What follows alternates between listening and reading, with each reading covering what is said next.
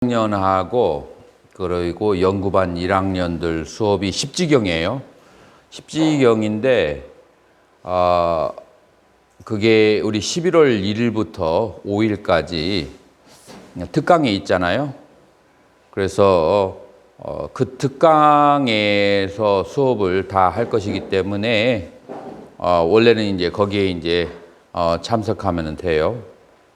그리고 지금 이제 중노는 원래 1학기 때 금강경 들어가기 전에 이제 아웃라인으로 해야 되는 거, 그거를 이제 카바를 해주는 거예요. 그래서 요 중론을 통해서 금강경을 해서 십지경, 그래서 그 1학년하고 연구반, 그 2학년하고 연구반 1학년 스님들은 이제 오늘 이제 숙제를 그 레포트를 쓰는 것을 내줄 테니까 그 레포트를 하면서 그 다음에 중론하고 금강경하고 십지경을 어떻게 연결시킬 수 있는가, 그거에 대해서 연구를 하시면 돼요.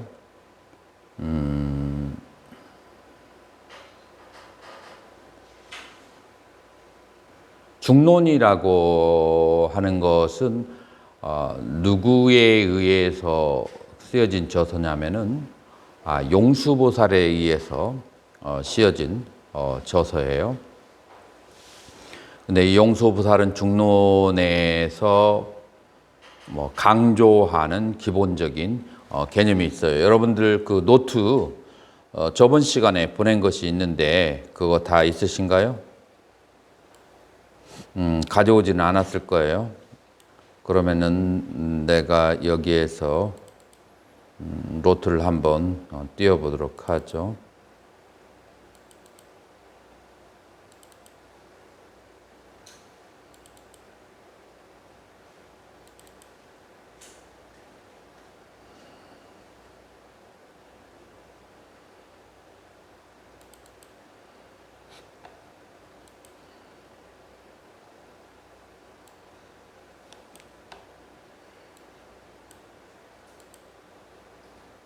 보이시는가요? 네. 이 중론에서 여러분들은 중도를 얘기를 한단 말이에요. 자, 그런데 스님, 초기불교에서는 중도가 뭐예요? 초기불교에서는 불교가 8정도. 그러면은 중론학파에서 혹은 이 중관학파 혹은 반야학파에서 중도는 뭐예요? 예? 다시 한번. 연기공. 그거를 중도라고 얘기한다. 그 반야부에서. 그러면은 그 반야부에서 그 중도는 그 어떤 것을 말하는 거예요? 예, 반야부에서. 반야부에서 공과 연기라고 하는 것은 정확하게 뭐를 말하는 거예요? 응? 자꾸 그 단어를 그 주변 단어로 옮겨가지 말고 반야바라밀의 실체를 그대로 얘기를 해보라고. 응?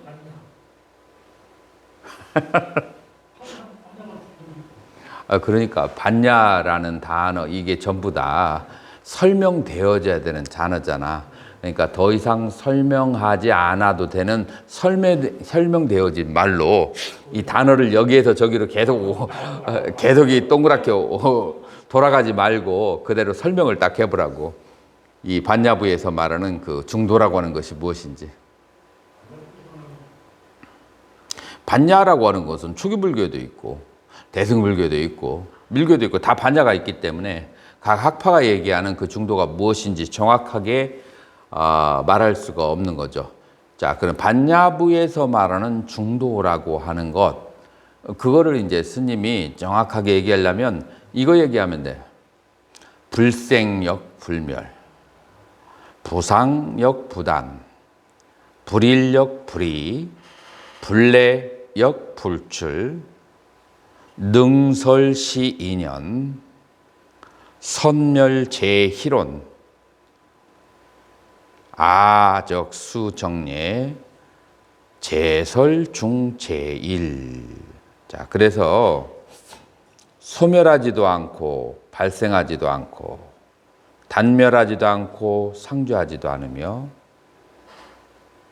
하나도 아니고 여럿도 아니고 오지도 가지도 않고 희론이 정멸한 상서로운 연기를 설해 주시고 설법자 가운데 최상이신 등각자 그분께 경배드립니다 라고 그렇게 했어요. 자, 그러니까 누구에게 경배를 한다? 완대 와다땀 바람, 이게 경배를 올린다라는 거예요. 누구에게? 땀, 그에게 경배를 올리는 거예요. 그는 누구냐? 삼붓다, 바르게 깨달은 그에게 경배를 올리는 거예요. 자, 그 사람은 누구냐? 대사야 마사, 법을 설해 주신 분이에요. 이 무슨 법을 설해 주시냐? 상서로운 시밤, 상서로운. 근데 이 시밤이 여러분들 시바라고 얘기 들어봤어요?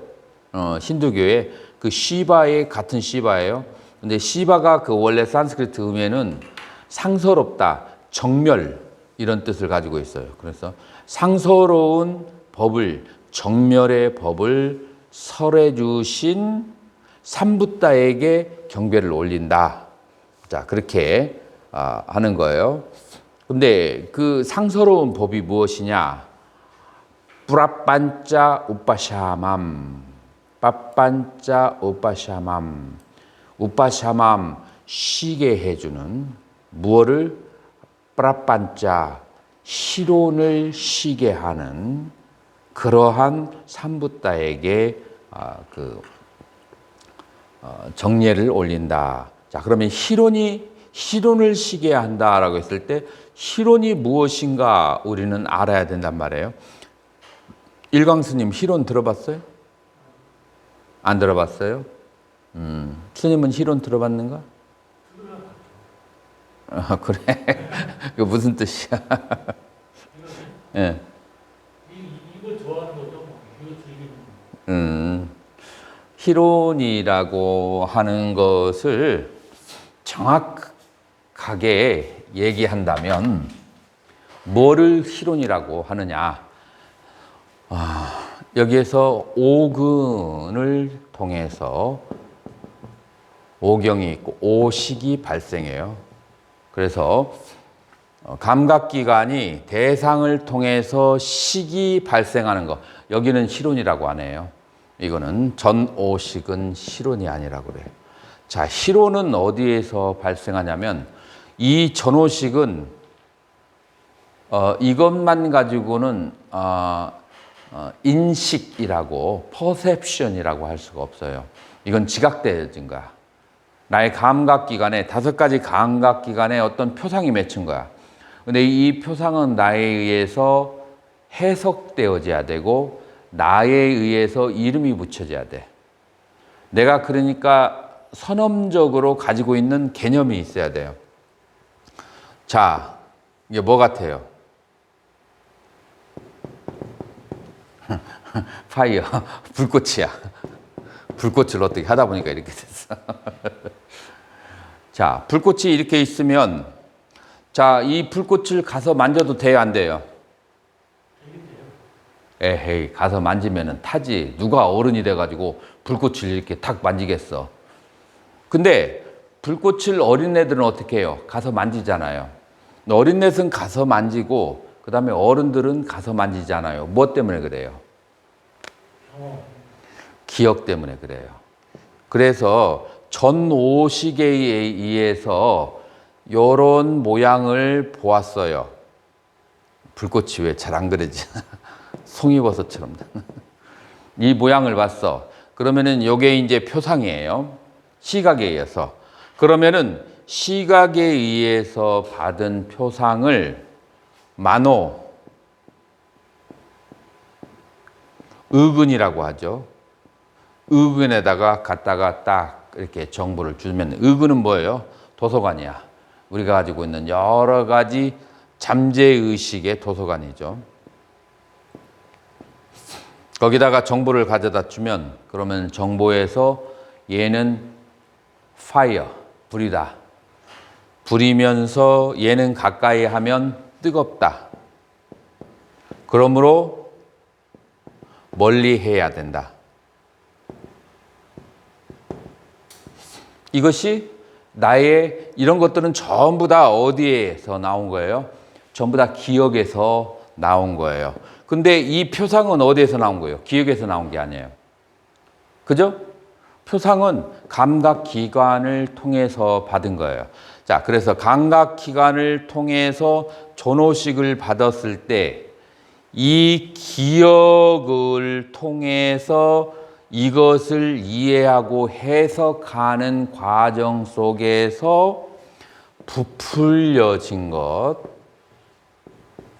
왜곡되어진 것, 그거를 뭐라고 하냐? 희론이라고 그래요.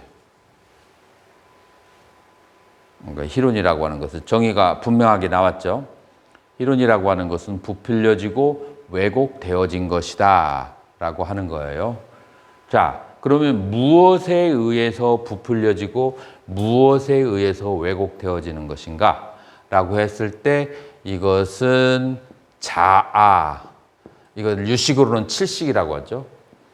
나의 것이라고 하는, 나라고 하는 것에 의해서 왜곡되어지고 그 다음에 무명에 의해서 왜곡되어진다. 무명은 무엇인가? 바깥에 있는 경계가 실체가 아닌데 나의 것이 아닌데 나의 것이라고 믿는 것. 자, 그 무명은 무엇인가 하면은 외경이 나의 것이 아닌데 나의 것으로 이 오해하는 것이 바로 무명이다 라고 그렇게 하는 거예요. 자, 그래서 무명과 그 다음에 에고의식, 이 두 가지가 바로 이 프라판자 희론이라고 하는 것을 만들어내서 부풀리고 왜곡하는 현상이 발생하고 부풀리고 왜곡하게 되면은 그러면은 이제 그 사람은 그 업의 그 흐름에 휩싸여 가는 거죠. 스님한테 2달 전에 맞은 농부가 있어. 스님이 차를 타고 오다가 스님의 차에 돌이 탁 튀어가지고 이 대갈박을 탁 맞았어. 대갈박이 아니고 뭐라고 머리통이라고 했지. 머리통을 탁 맞았어. 오늘 스님이 차를 타고 오는 것을 봤어. 그래서 스님의 그 차에다가 맞은 그 돌을 가지고 있다가 탁 던져가지고 돌을 던져서 깼어. 자, 그런데 스님은 화가 나겠어요? 안 나겠어요? 화가 나죠. 화가 나서 차를 확 돌려가지고 누군가를 찾으려고 씩씩거리다가 만나가지고 싸울 수 있잖아요. 그 다음에 경찰에 고소할 수도 있고. 자, 그 화가 나고 경찰에 고소하는 것이 그게 바로 희론이라고 그래요. 자, 그런데 진실은 무엇이냐? 진실은 무엇이냐면은 전에 한번 돌을 스님이 의도가 있던 없던 간에 돌을 한번 던졌고 그 다음에 지금 돌을 한번 받는 그 인과가 존재하는 거야. 그래서 인과를 보게 되면은 더 이상 쓸데없는 그런 이제 업을 만들려고 하잖아. 그 인과를 보지 않으니까 거기에서 보복을 하려고 하고 거기에서 그 죄에 대해서 정죄를 주려고 하고 이러면서 그 사람의 업은 더 부풀려져 가는 것, 그것을 희론이라고 그래요. 자, 그래서 희론이 사라졌다고 하는 것은 인과와 업을 보기 때문에 더 이상 새로운 업을 만들지 않아요. 그냥 그것을 수용을 하게 되게 되죠. 그러니까 우파샤마 평화로워지고 정멸에 들어가게 되죠. 자, 그렇게 희론을 쉬게 하는 대사야마사, 법을 설하였어요. 그러면은 구체적으로 그 희론을 쉬게 하는 법이 뭐냐? 프라티짜 사무빠담 야하 프라티짜 사무빠담. 그것은 무엇이냐면은 프라티짜 사무빠다 많이 들어봤죠? 뭐예요? 연기법이야. 연기. 프라티 여, 삼, 우빠다 이제 그렇게 나누는데 우빠다 일어나는 거예요. 삼, 투게더 같이 일어나는 거예요. 프라티 앞에 선행되어진 야 어떤 행위가 있어서 그 결과로 어떤 결과가 일어나는 것. 그래서 연기 원인과 결과라고 하는 거예요. 그래서 그 사람의 희론을 정멸하게 해주는 법, 그게 무엇이냐면 그것이 바로 연기법을 설해 주신 삼부따에게 제가 경례를 드립니다. 예배를 하옵니다. 지금 여기 한문에서 번역된 거하고 내가 번역한 거고 차이가 있어요. 그래서 한문에서 번역한 것은 그냥 참고로만 알아두세요. 자, 그러면은 그 프라티짜 사무빠다 그 연기법이라고 하는 것이 무엇인가? 스님이 아까 반야부 계통이 연기공이라고 했어요. 자, 지금 이게 이제 구체적인 설명이에요. 그 연기법이 어떻게 들어가냐면은 아니로다 아누빠담. 그래서 니로다 불멸 사라지도 않고 아누빠다 사라지지 않으니까 생성한 것도 없어. 아누체담 끊어진 것도 없고 아샤스파단 영원한 것도 없어. 그래서 단멸도 아니고 사라지는 것도 아니고 영원한 것도 아니고 안에까르땀 아르땀 하면은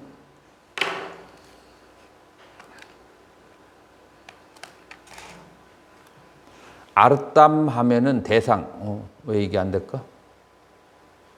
아, 이게 저기지.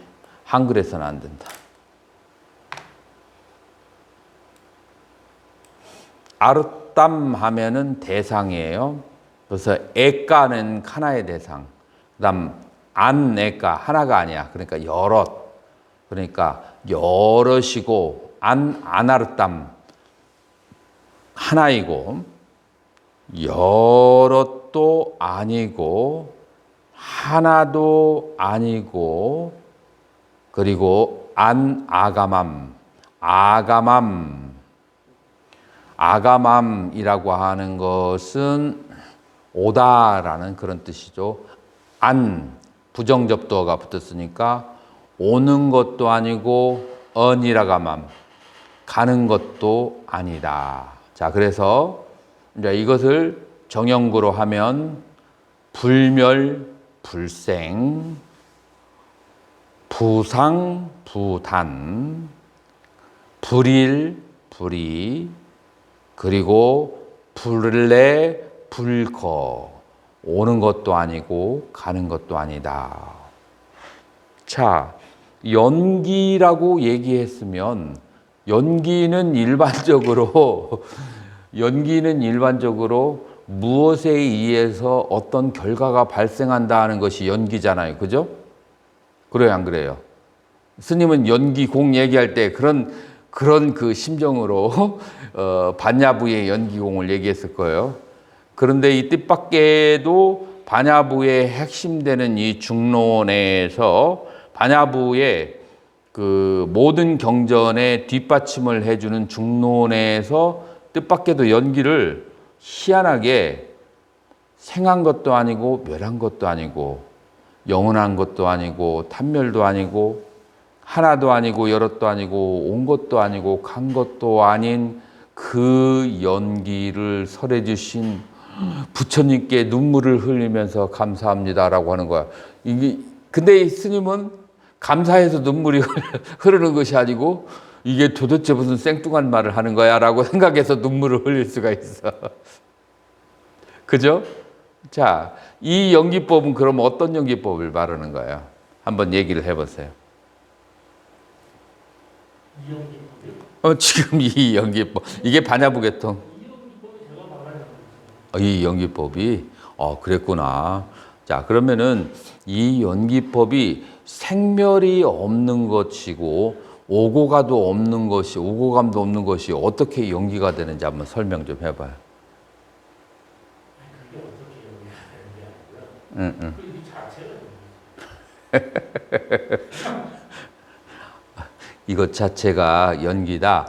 그 생하는 것도 아니고 멸하는 것도 아니고 오는 것도 아니고 가는 것도 아닌 것이 그 자체가 바로 연기다. 라고 스님은 그렇게 믿는 거예요? 아니면 그렇게 배운 거예요? 아니면 그렇게 생각하는 거예요? 그걸 그렇게. 그러니까 그것을 한번 설명을 해줘 봐요. 어떻게 생한 것도 아니고 멸하는 것도 아닌 것을 왜 연기라고 하는지 설명을 해줘야지. 내가 보기에 스님이 그런 식으로 배웠어, 지금. 그러니까 지금 이게 순간적으로 지금 그렇게 생각한다고 얘기하거든요. 그런데 그렇게 생각했으면 책임을 져야 돼. 설명을 할 수 있어야 돼. 모르면 모르는 것이고 안다고 했을 때는 설명을 해야만 되는 거예요. 설명을 해야만. 자, 가장 간단하게 생도 아니고 멸도 아니고 오는 것도 아니고 가는 것도 아닌 그 법으로 어떻게 연기를 설명할 수 있느냐. 지금 이게 1700 공안이 여기에 다 들어가 있는 거예요. 그래서 자, 설명을 한번 해보세요.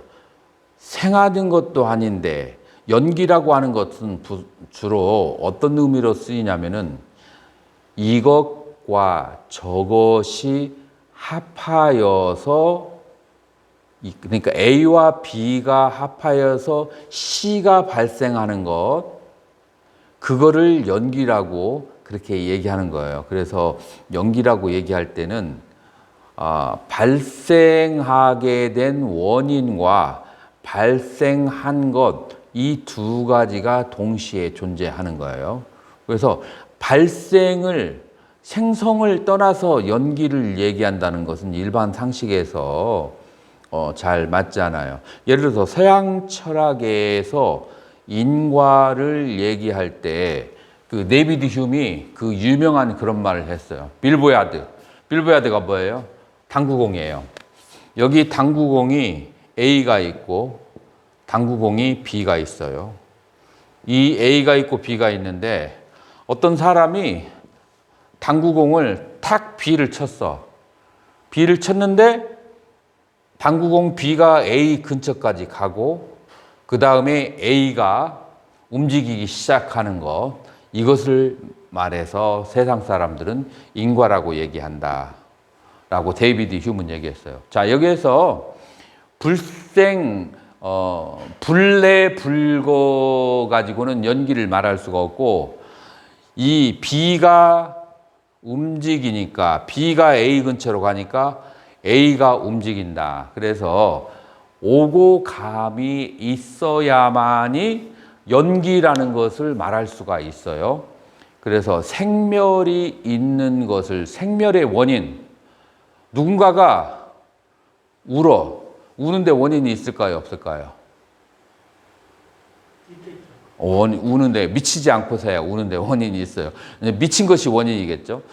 그래서 우는데도 원인이 있어요. 가을 바람에 낙엽이 뚝 떨어져요. 낙엽이 떨어지는데 사연이 있을까요, 없을까요? 그것도 연기라고 그래요. 그 낙엽이 떨어지게 하는 그 원인. 그래서 이 세상 만물은 전부 다 무엇으로 인해서 움직이는가 하면은 어떤 원인이 있고 그 원인에 대한 결과로서 움직이는 거예요. 자, 스님이 오늘 차를 타고 왔죠. 자, 이 차가 기름이 떨어지면 어떻게 돼요? 움직이지 않아요. 자, 그러면은 이 차가 움직이려면 뭐를 넣어야 되죠? 기름을 넣어줘야 돼요. 이게 바로 기름을 넣어주니까 차가 움직인다라고 하는 연기예요. 자, 그런데 기름만 꽉 차 있으면 차가 움직이나요? 기름이 꽉 찼어도 운전자가 있어야 돼요.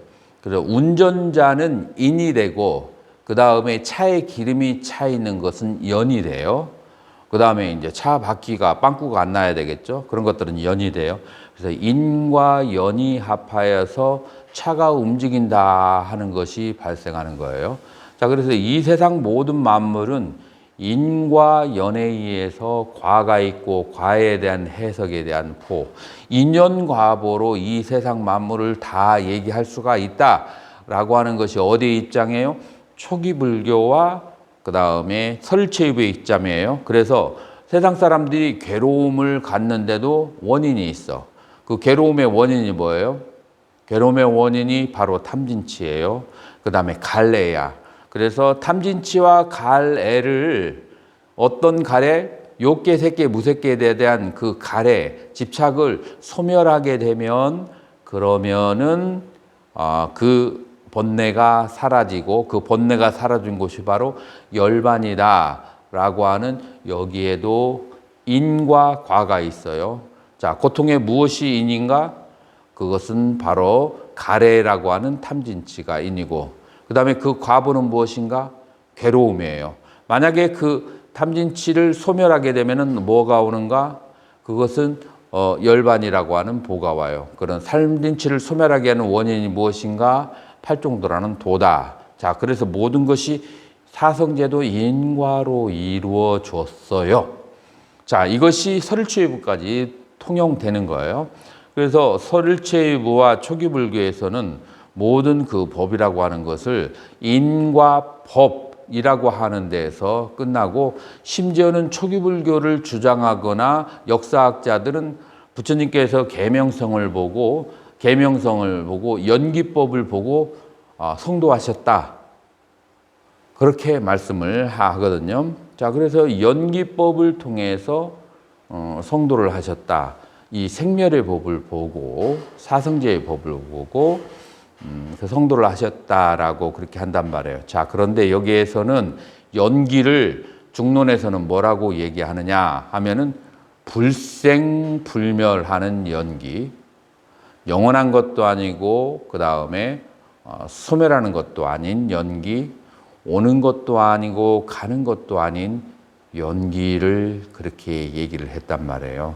자, 이렇게 봤을 때 이것이 어떻게 연기가 될 수 있는가라는 의문이 생길 수가 있어요. 그쪽 의문이 안 생긴다고? 자, 그러면 설명을 해봐요.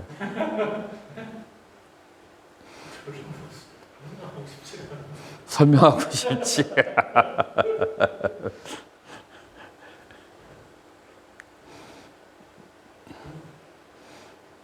소멸하지도 않고 발생하지도 않고. 그것은 다 무엇이 있잖아요.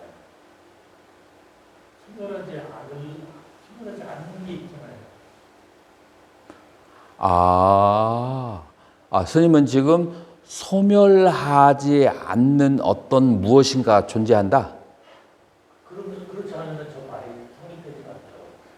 근데 만약에 소멸하지 않는 그 어떤 것이 존재한다고 한다면 그 두 번째 문장에서 샤시바땀 어떤 그 소멸하지 않는 어떤 무언가가 존재한다는 것이 영원히 존재하는 것이 없다. 불상이라고 얘기했어. 영원 존재하는 게 아니고요. 그 말이 의미가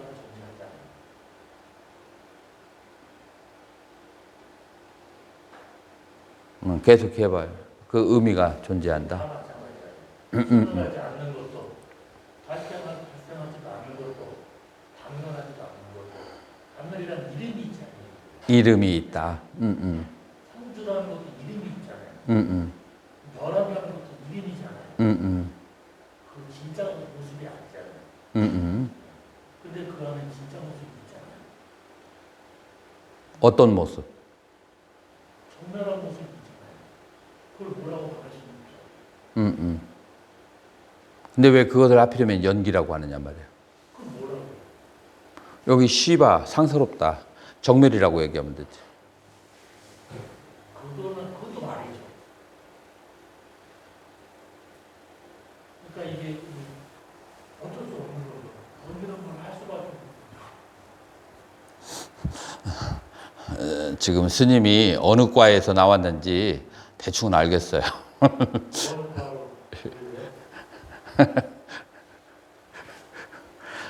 사생학과라고 그래. 사생아요? 사생학. 우리 같이 우리 한국에서 초기 불교나 설일체험이나 중론에 대해서 그 원전을 통해서 정확한 이해를 하지 않은 사람들이 죽을 힘을 다해서 애를 쓰다가 반짝하고 나온 대답이 그거야. 반짝하고 나온 대답이 그건데, 그거는 이제 지금 이제 중론에서 하려는 얘기가 아니에요. 그래도 아무 생각 없는 사람보다는 그래도 굉장히 위대한 거야. 그렇게라도 생각을 해서 이해하려고 했다는 것은 얼마나 피와 땀을 흘렸는지 내가 알 수가 있어요. 자, 그러면은 인도에서 생각하는 그런 이제 정통, 이거를 왜 중도 연기라고 하는지에 대해서 한번 이론적으로 이제 설명을 해볼게요.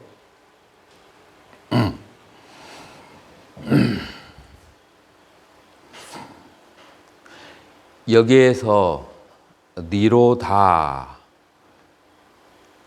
소멸하는 것, 그 다음에 생성하는 것. 자, 그것은 어떤 경우에 그 소멸하고 생성을 하느냐 하면은, 이건 이제 초기 경전에 의거해서 얘기한다면, 무명이 소멸하면, 그러면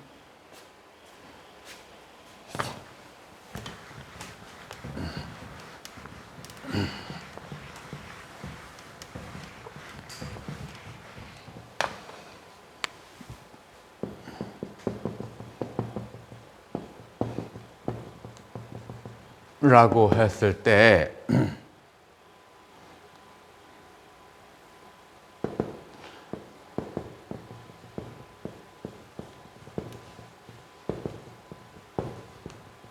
무명이 멸하면 어떻게 되겠어요?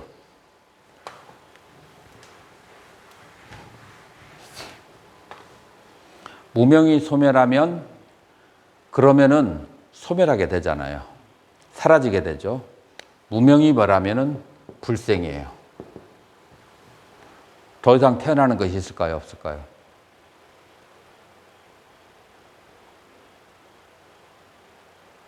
무명이 멸하면 더 이상 윤회의 세계에 태어나는 게 있을까요? 없을까요? 없죠. 그래서 지금 여기서 말하는 것은 뭐냐면은 경전에 의거하면 어떻게 되느냐면은 불생이라고 하는 이유는 무명이 멸하면 불생이에요. 왜 불멸이라고 하느냐면, 그러면은 누구에게 불멸일까요?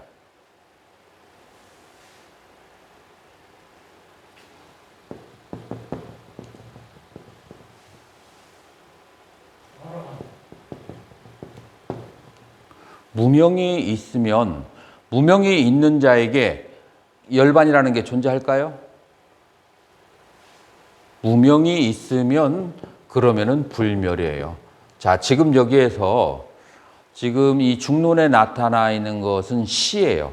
시라고 하는 것은 그것은 굉장히 많은 설명을 압축해서 얘기한 거예요. 그래서 이 시는 반드시 시간이 있는 저자라면은 자기 자신이 샤시트라 해석을 해놔요. 그 다음에 그 샤시트라 그 논에다가 자기 자신이 띠까 주석까지 넣어놓는 거예요. 그래서 이 송만 가지고 이해하기는 굉장히 어려워요. 그래서 이 송은 설명이 필요해요. 자, 왜 불생이냐?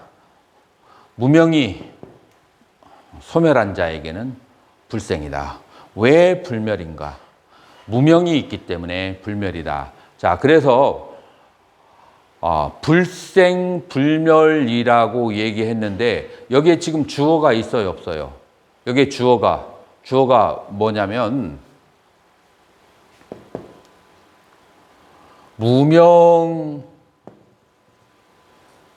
무명유 불생, 무명이 있는 자에게는 자, 그러면은 여기서 주부가 뭐예요? 일광스님, 주어가 뭐예요? 무명이 주어야.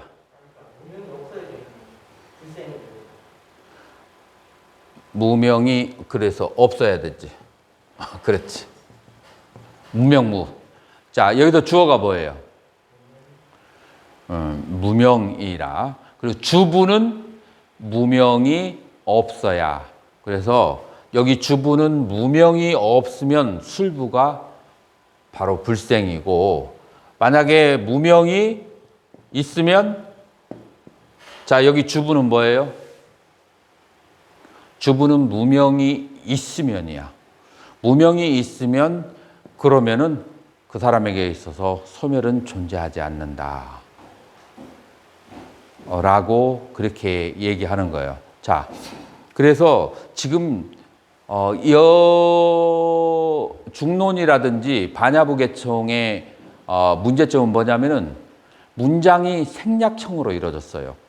이 생략형으로 이루어진 그것을 그 글을 쓴 사람이나 그 글의 전통을 이어받은 어떤 그런 조사들에게 설명을 듣지 않고 그 생략되어진 시를 그대로 읽어버려서 이해할 수 있는 사람은 존재하지 않아요.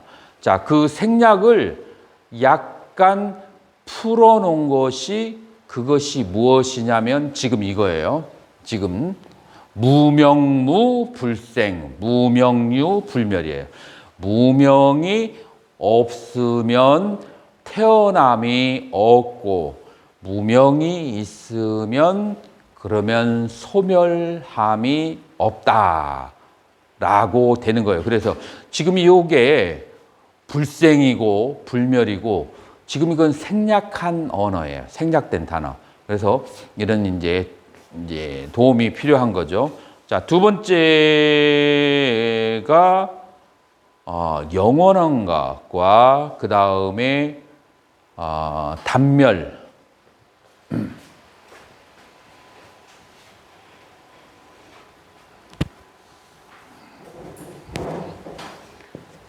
영원함, 그 다음에 단멸함.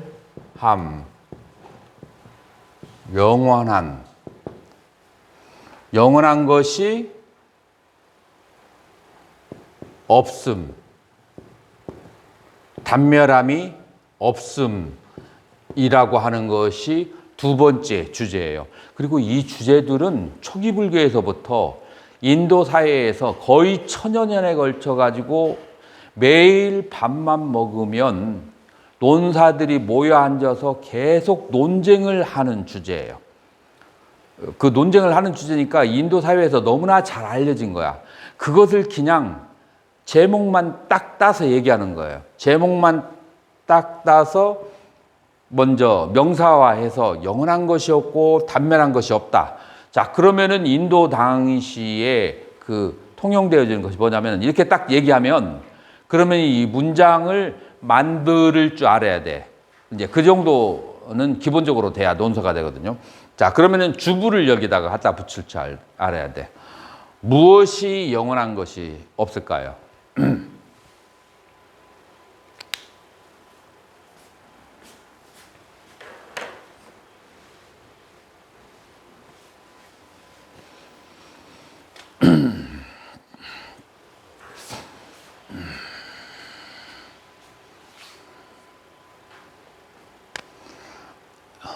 단멸, 소멸.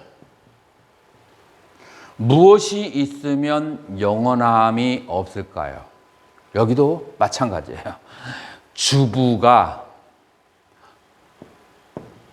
무명이 없으면, 자, 요게 이제 어디 경전에 나오면 까짜에나 수트라가, 까짜에나 고따 수트라라고 하는 게 나와요. 무명이 없으면 영원한 것이 없고, 무명이 있으면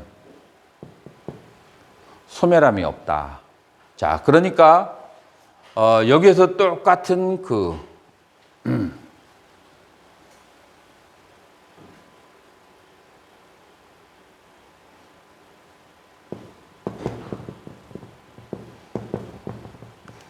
영원함이 없다. 그 다음에 단멸함이 없다. 어떻게? 무명이 없으면 그러면은 영원한 것이 없고, 그 다음에 무명이 있으면 소멸함이 없어. 무명이 있으면 소멸함이 없다. 왜 그럴까요, 선생님?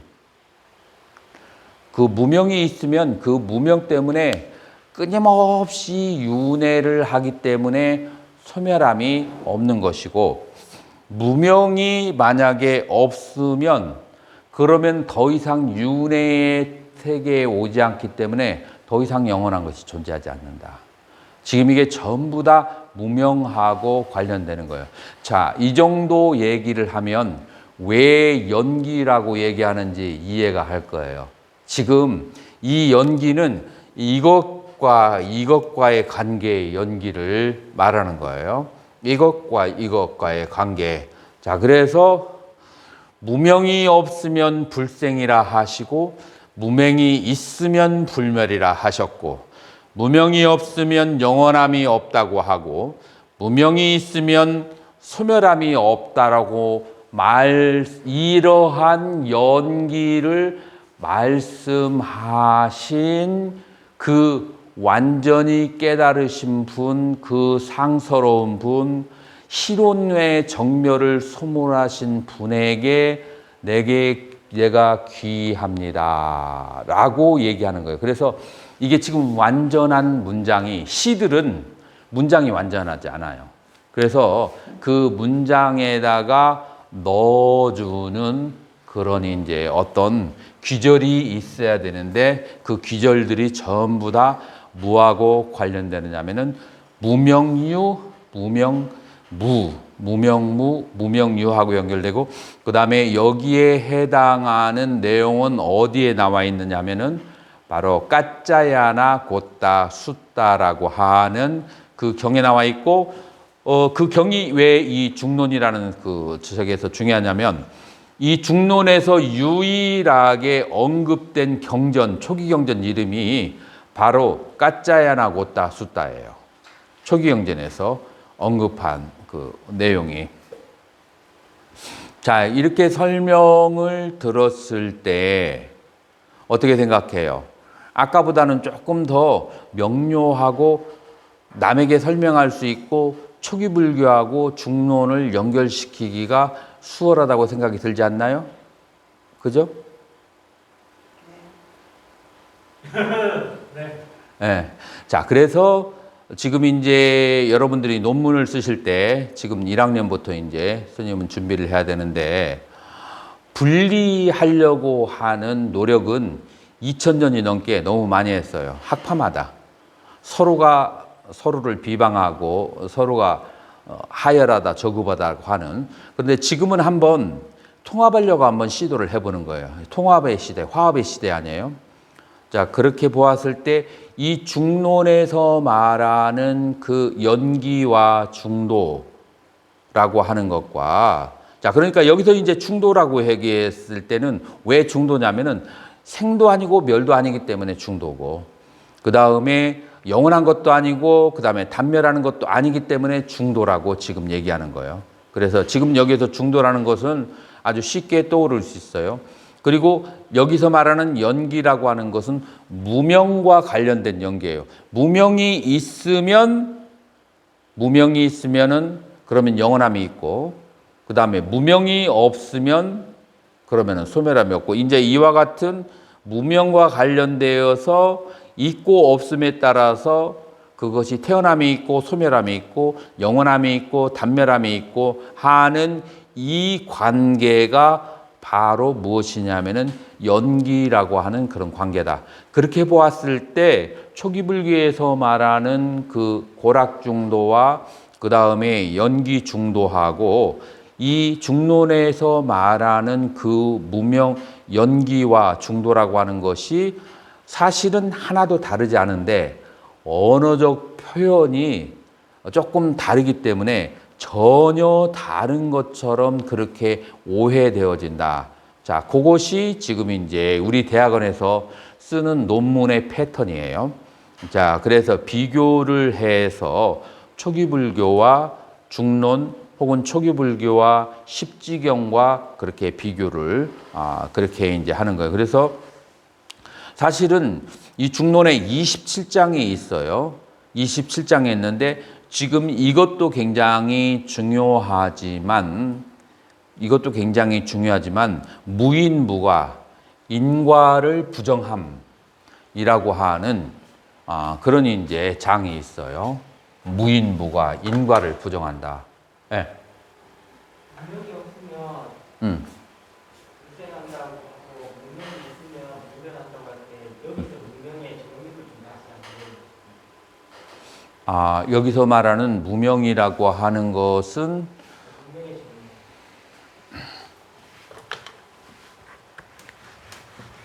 정의. 무명이 초기불교에서 말하는 무명, 중간학파에서 말하는 무명, 그 다음에 유식에서 말하는 무명, 요 세 가지로 나눌 수가 있는데 지금 요거는 이제 중간학파니까 중간학파에서 말하는 무명이라고 하는 것은 뭐냐면은 아공과 법공을 말하는 거예요. 아직과 법집을 말하는 거예요.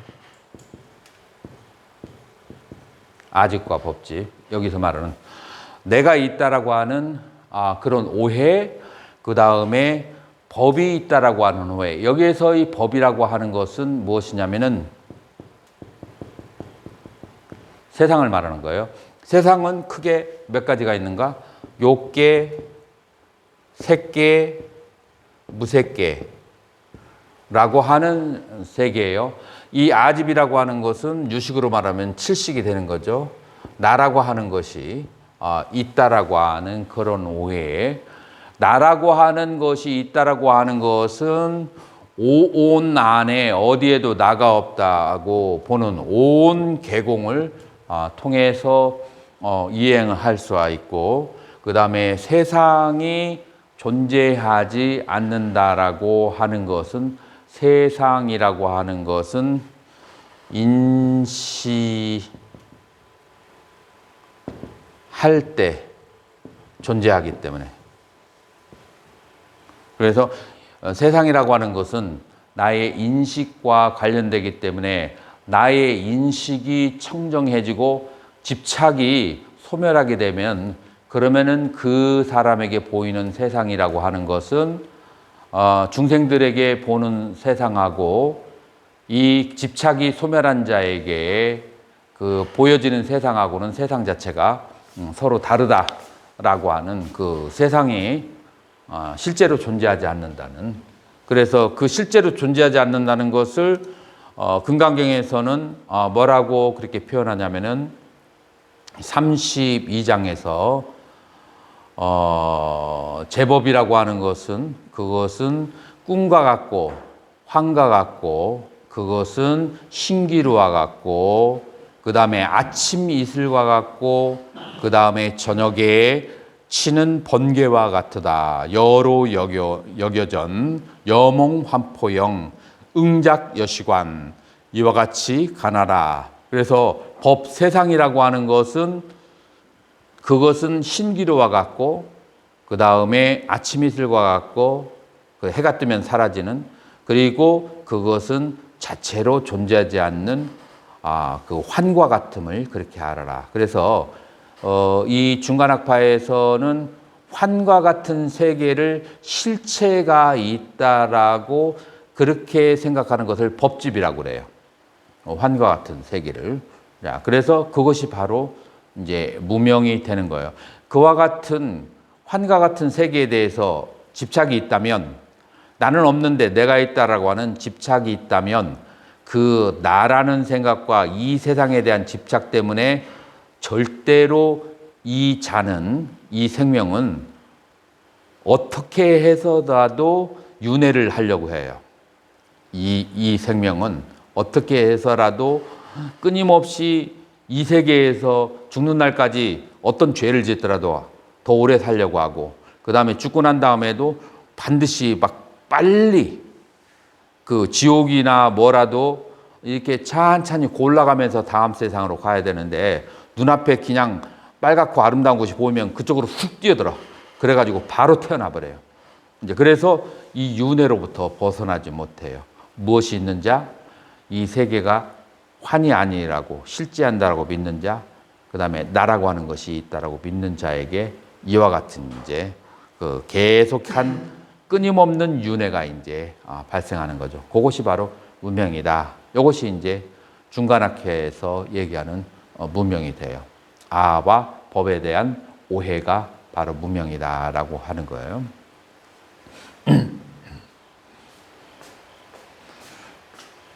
지금 이거 얘기하기 전에 내가 아까 무슨 얘기하다가 이쪽으로 왔지? 내가 내가 뭐 얘기하다가 이쪽으로 왔지?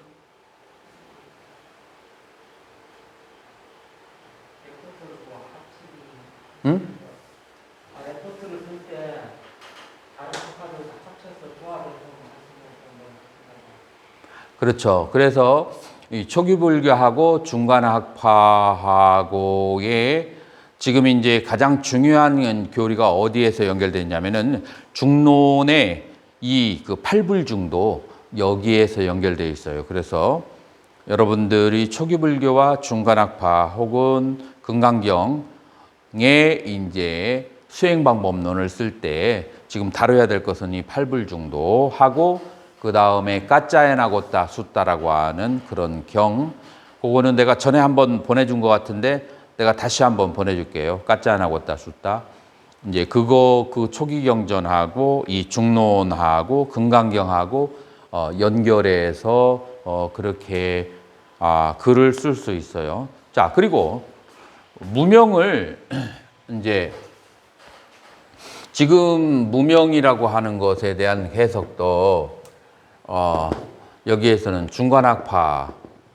중간학이고 그 다음에 초기불교에서 말하는 무명과 유식에서 말하는 그런 무명.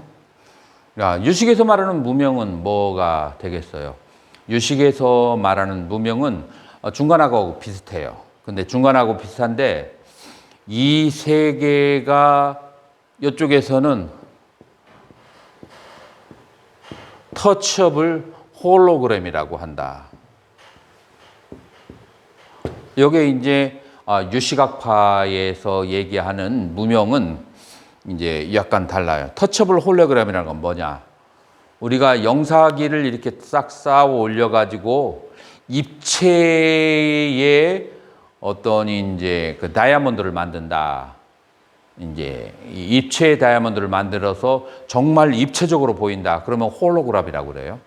그런데 이 홀로그램하고 실제 있는 다이아몬드하고 차이점 뭐냐면은 실제 다이아몬드는 만지면 촉감이 있는데 이 영상에 나타난 그 입체적인 다이아몬드는 촉감이 없잖아요. 그래서 그 이제 요즘에 이제 나온 신기술이 뭐냐면은 터치able 홀로그램이야. 여기에 이제 다이아몬드가 있으면 그러면 이것이 입체적으로일 뿐만 아니라 만지면은 그 다이아몬드가 촉감이 만져져. 그 미세한 것이. 터치able 홀로그램이다. 그래서 유식에서 얘기하는 거하고 비슷한데 이 세계라고 하는 것은 만질 수 있는 가상의 실제다. 만져지는 가상의 실제예요. 그런데 이 만정해지는 가상의 실제라고 하는 것은 어디에서 나왔느냐? 내 마음의 잠재의식, 요거를 알라야식이라고 하죠. 알라야식의 투사물이라는 거예요.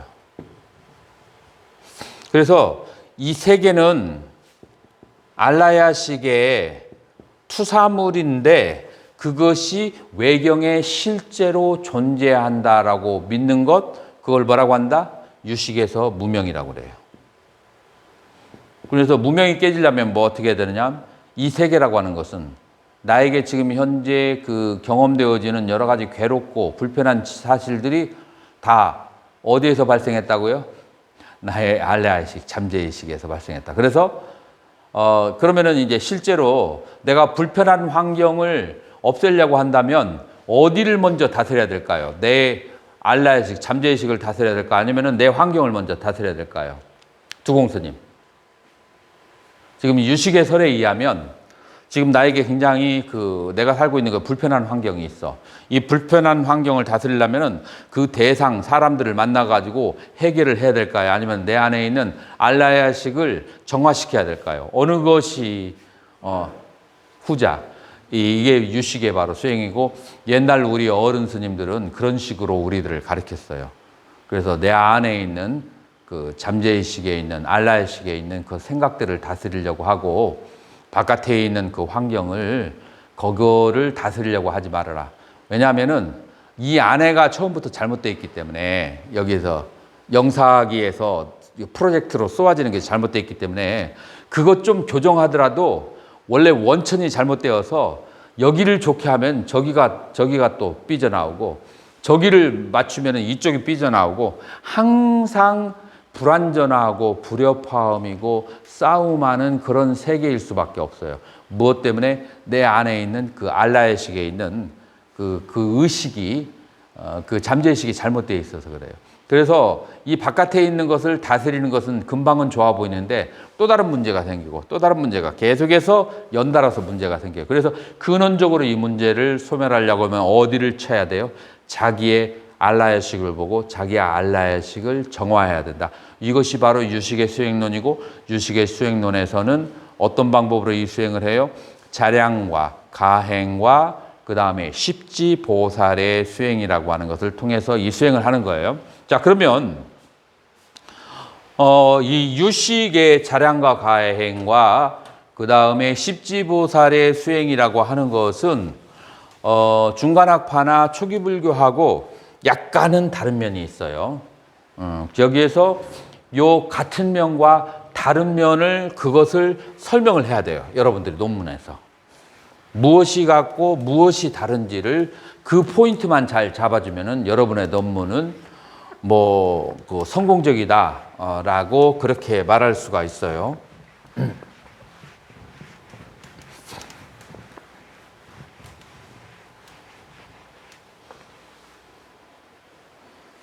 자, 지금 이와 같이 이 무명이라고 하는 것을 이제 닦아 나가는 데 있어서 유식에서는 자량위가 있고 가행위가 있고, 그 다음에 여기 가행위 다음에가 바로 초지에서 그 다음에 십지까지 그렇게 있는 거죠. 자, 자량위하고 이 가행위의 수행은, 가행위는 설일체유부, 유식 다 동일하게 난정, 인, 세제일의 수행이 있어요. 자, 그런데 여러분들이 논문을 쓸 때 포인트를 잡아야 되는 것은 무엇이냐면, 난정이, 세제일의가 위파사나에 수행하는 단계예요.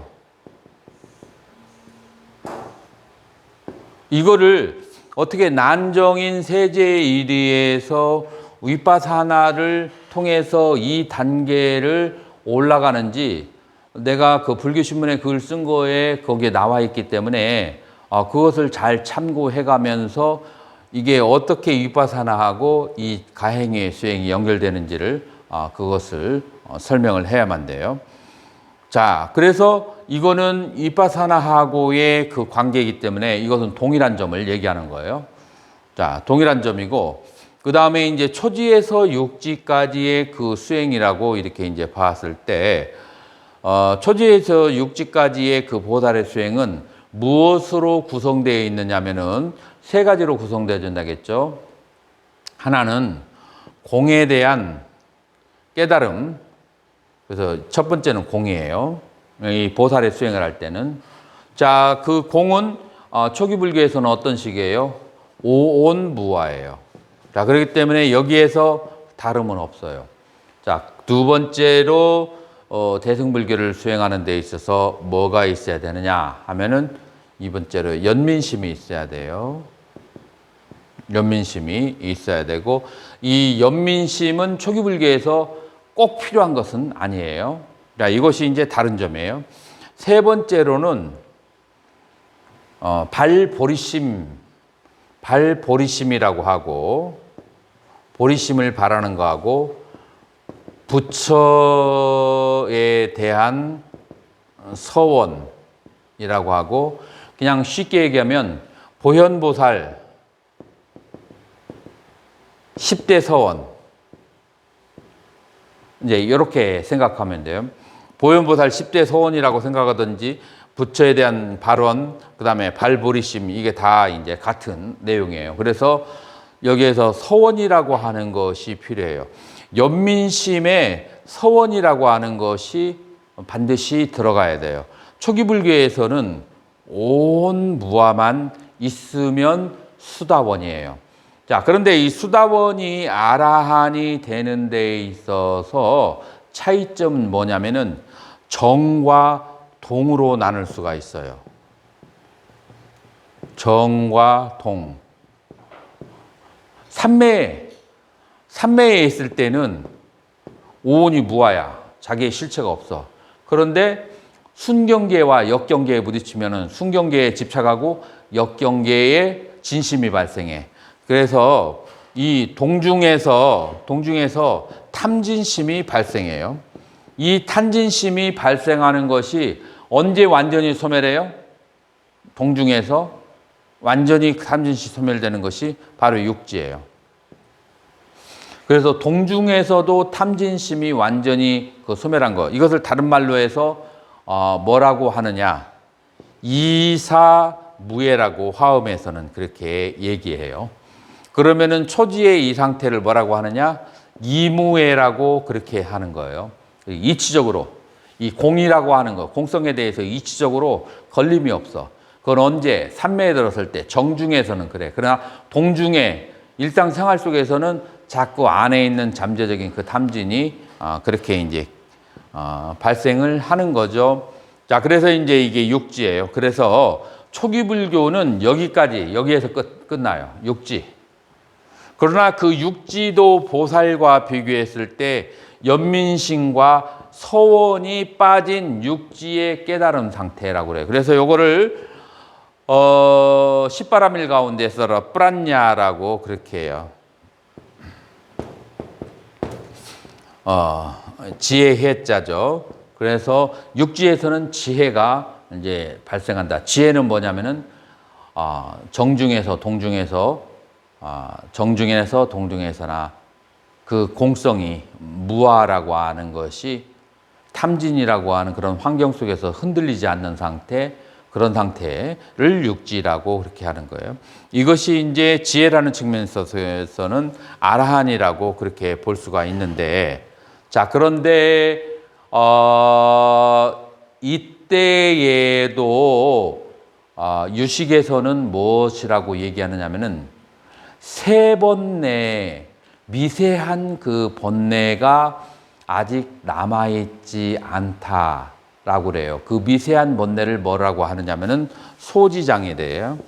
소지장인데 이 소지장은 무엇을 장애냐면은 일체 종지, 부처님이 가지고 계신 일체를 알 수가 있는 그 지혜를 장애하는 것이 바로 무엇이냐면은 소지장이라고 그래요. 이 소지장이라고 하는 것이 남아 있어요. 이 육지 보살의 경우에. 그래서 이 소지장을 7, 8, 9, 10지 동안 그것을 닦아서 소멸하게 되면은, 그러면은 일체 종지라고 하는 ஞා나가 그렇게 발생하는데, 일체 종지가 과연 무엇인가 하면은 뭐 여러 가지가 많은데 그것을 딱 얘기해서 시간과 공간과 그리고 기회를 초월한다라고 그렇게 얘기해요. 시간을 초월한다는 것은 과거와 미래를 동시에 볼 수 있는 것이고, 공간을 초월한다라고 하는 것은 여기에서 미국이나 어느 곳이든지 바로 갈 수가 있고 볼 수가 있는 것이고, 계를 초월한다고 하는 것은 지옥, 아기, 천상인간, 수라아기, 축생, 지옥, 그리고 성문, 연각, 보살, 불이라고 하는 이 10개를 내가 여기에 있으면서 마음대로 왔다 갔다 할 수가 있고요.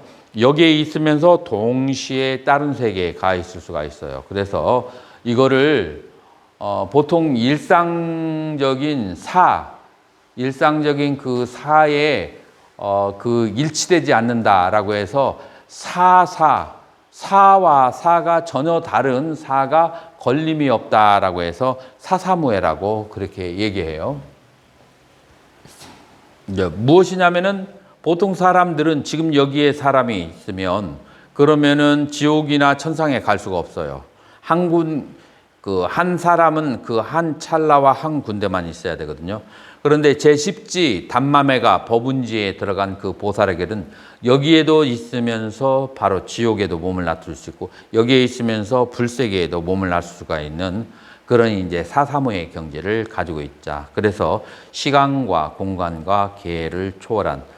자, 그래서 우리가 이제 여기에서 큰 흐름으로 본다면 제6지보살까지의 초기불교의 아라한과의 그런 비교, 공통점과 그다음에 차이점은 10대 서원이라고 그랬어요. 연민심. 그런 차이점을 얘기하고 그다음에 십지보살이 되었을 때의 그런 이제 차이점, 거기에서는 공통점은 존재하지 않아요. 그것은 아라한과 부처의 차이이기도 해요. 자, 그렇기 때문에 육지보살과 아라한과 그 다음에 십지보살의 그 부처님의 차이점은 육지와 십지의 차이점이기도 해요. 내가 불교신문에 쓴 글에서 7지, 8지, 9지, 10지를 수행하는 것에 대해서 아주 소상하고 자세하게 설명을 했어요. 자, 그렇기 때문에 7, 8, 9, 10의 수행을 통해서 어떻게 아라한이 아닌 그 부처의 수행을 하는가, 그 부분을 정리해서 설명하면 그러면은 초기불교와 십지경의 설명이 그렇게 되는 거예요. 자, 그래서 여러분들은 초기불교와 중간학파와 비교를 해서 설명을 하든지 공통점과 차이점, 그다음에 초기불교와 그 십지경과 혹은 유식의 수행론과의 공통점과 차이점에 대해서 얘기하든지 이렇게 둘 중에 하나를 글을 쓰면서 이 쓴 글들이 모여가지고 나중에 연구반에서 하나의 완성된 논문으로 이루어진다. 그래서 여러분들이 아직 연구반에 들어가지 않은 전문반일 때에는 이제 각각 따로따로 글을 쓰고 그 다음에 나중에 그 글 쓴 것을 갖다가 모아버리면은 그 연구반에서의 그런 논문이 되는 거예요. 그 전체의 흐름을 그걸 하면서 그러면은 그것은 여러분들이 이제 책으로 이제 발매해서 여러분들 절에서 그것을 신도들에게 나눠줄 수도 있고 그 다음에 나중에 어디에 가서 강의를 할 때도 그 교재를 가지고 강의를 할 수가 있는 거예요.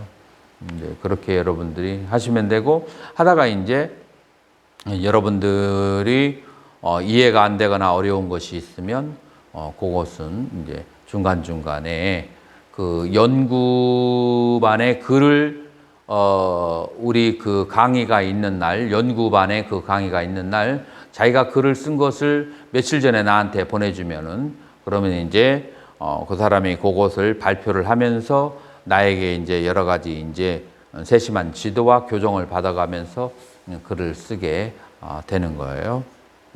이제 그렇게 해서 여러분들이 글을 쓰게 되면 되고 여러분들 지금 십지경 교재 안 가지고 있는 사람은 없을 거예요. 다 가지고 있죠. 다 가지고 있어요. 스님도 가지고 있죠? 십지경 안 가지고 있어요?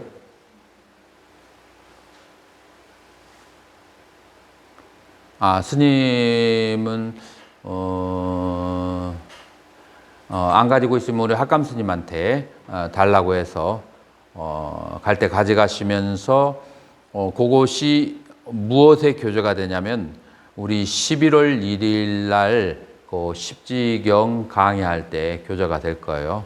그때 연달아서 십지경 공부를 그렇게 할 때니까 미리 예습을 그렇게 해 주시고 우리 학인들은 여기에서 온라인으로 하지 않고 여기에 와서 5일 동안 계속 참관하면서 강의를 듣고 그다음에 학인이 아닌 사람들은 줌으로 강의를 듣고 그렇게 하도록 되어 있으니까 자 그래서 여러분들이 그 중복이 되기 때문에 더군다나 지금 2학년 스님들은 졸업 논문도 써야 되기 때문에 오늘로써 이번 학기의 강의는 마치고 그리고 그 십지경 강의할 때 그때 참석하는 것으로 출석 일수를 저기 할 거예요. 연구반 1학년하고 그다음에 2학년 스님들의 경우에 1학년 스님일지라도 2학년 강의를 다 참가해서 들은 사람들은 그러면은 1, 2학년 4학기 다 들은 자격 요건이 이제 된다고 할 수가 있죠.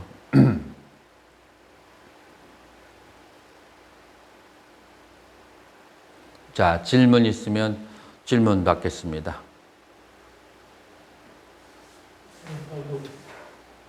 만호가 의근이라고 했잖아요.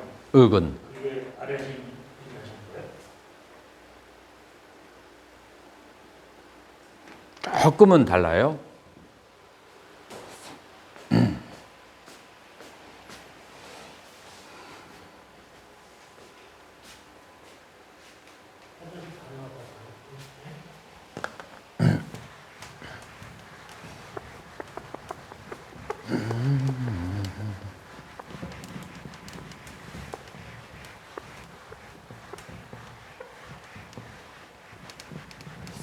이게 지금 불교학계에서 정확하게 정리가 되지 않은 개념인데 이제 이 만호라고 하는 것을 정확하게 정의를 한 것이 설일체유에서 시작된 거예요.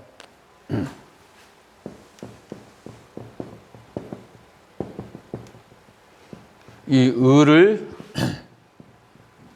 만호라고 하죠. 그 다음에 색성향, 미촉, 법이라고 그래요. 자, 의의 대상이 법이죠. 그 다음에 법을 알아줄 것은 의가 되는 거예요. 그러니까 여기서 법이라고 하는 것은 뭐가 법이에요? 첫 번째가 전오식. 스님, 전오식이 법이다라고 하는 것은 뭘 말하는 거예요?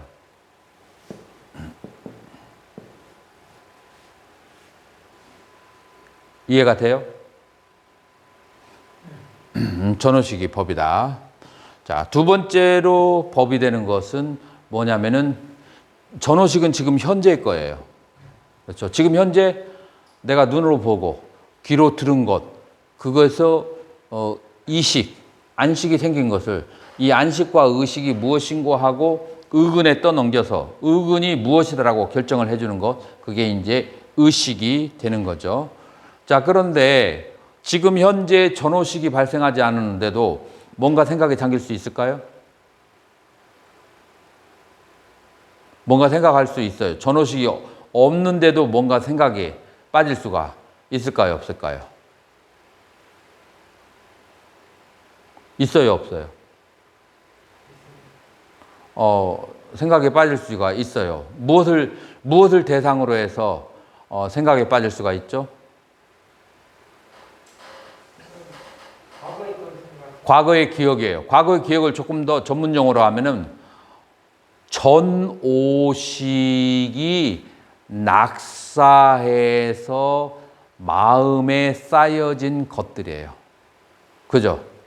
전오식이 낙사해서 마음에 쌓여진 것들, 그것이 내 알라야식에 저장되어 있는 거죠.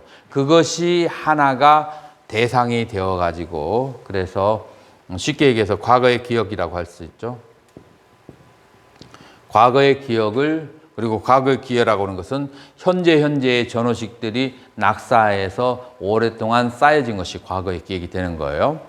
자, 그것을 대상으로 3번은 이제 미래를 상상하는 것이 이제 법이 될 수 있어요. 자, 이 세 가지가 법인데 여기에서 의근이라고 하는 것은 이 대상이 뭔지를 조사하고 이해하고 판명을 내려줘야 돼요. 무엇을 통해서?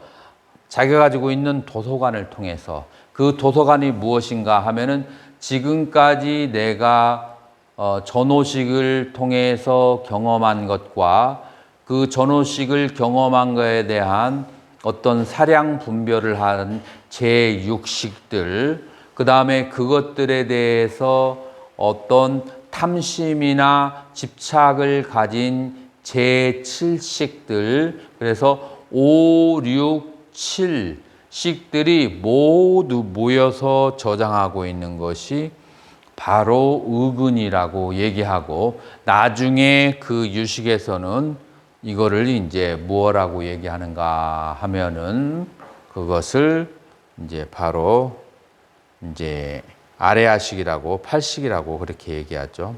그런데 여기에서 그냥 팔식이라고 알으면은 안 돼요. 팔식인 측면과 칠식인 측면이 두 가지가 있어요. 이 의근을 나로 집착하면 그러면은 팔식이 돼요, 칠식이 돼요? 칠식이에요. 근데 여기에 있는 정보라고 하는 측면, 여기에 있는 자료라고 하는 측면만 생각한다면 팔식이에요, 칠식이에요? 팔식이에요. 자, 그래서 팔식과 칠식은 공통의 분모를 가지고 있어요. 공동의 체를 가지고 있는데 이것을 나라고 생각하는 것이 칠식일 뿐이라. 팔식과 칠식의 차이점은 그런 차이가 있는 거예요. 어차피 전어식도 팔식 아니에요? 어느 것도? 전어식도 어차피 팔식의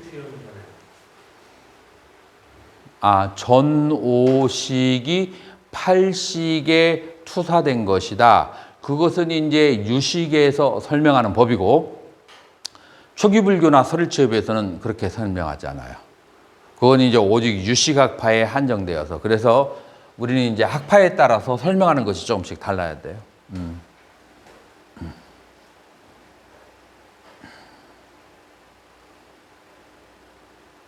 자, 그러면은